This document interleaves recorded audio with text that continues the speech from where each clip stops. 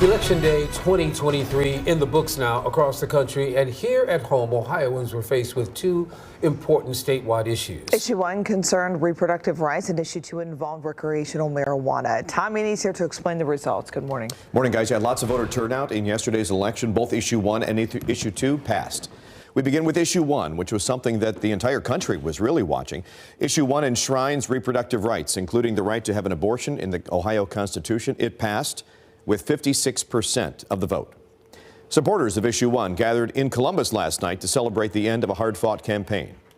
The issue passed even in traditional red counties, including that of conservative U.S. Congressman Jim Jordan, with 55% of the vote there.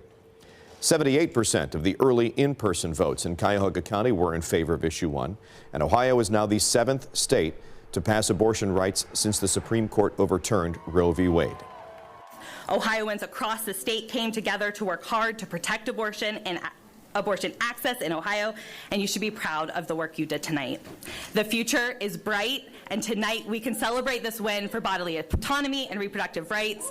Today, Ohioans made it clear abortion is a winning issue, and when we work together, we can do anything. Our hearts are broken tonight because we lost an election. Not because we lost an election, but because Ohio families, women, and children will bear the brunt of the vote.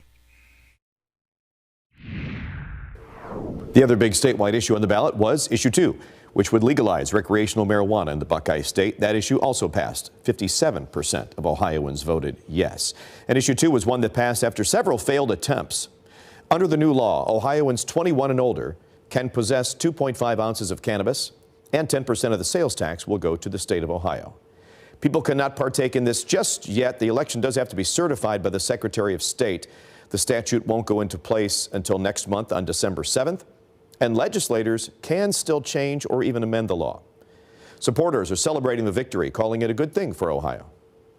All you have to do is look at the 24 other states throughout the country to see that these markets work. Regulated markets are the best way to protect public health. They're the best way to keep marijuana out of the hands of kids. And it's the best way to generate hundreds of millions of dollars in new tax revenue. A spokesperson for Protect Ohio Workers and Families released a statement calling the passing of Issue 2 a, quote, disappointing development, but said nothing is over. They're counting on the legislator, Christine Wayne, to make changes to that law, if not right, appeal it. Todd Meany, thank you, sir. One of the hottest issues here in the city of Cleveland is the so-called People's Budget, which would give citizens the ability to decide how 2% of the city budget is used. Opponents say it would take money away from safety forces. Here are the numbers. It's failing with just 33% of the vote in. In Avon Lake, voters decided on a bond issue that would raise $170 million to build 2 new elementary schools and a new middle school. It has failed with all the votes counted.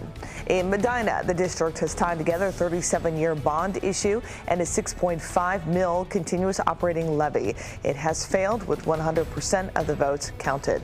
North Ridgeville asked voters to approve a bond issue for construction of a new high school. All of the votes are in, and it is passed. Shaker Heights also proposing a combined bond issue and tax levies that would fund a new high school and building renovations and expand pre-K. It's passing with just absentee votes being counted right now.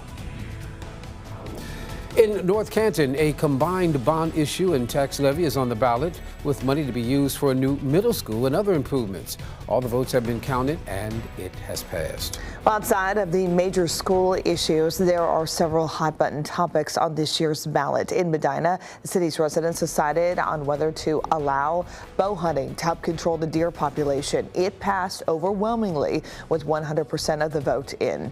In Pepper Pike, voters are deciding whether to add sidewalks to the city's main streets. So far, it's ahead with just under 40% of the votes in. Fox 8 is your local election headquarters. Stay with us for the latest up-to-date information on air and online at fox8.com. We also have results scrolling at the bottom of your screen.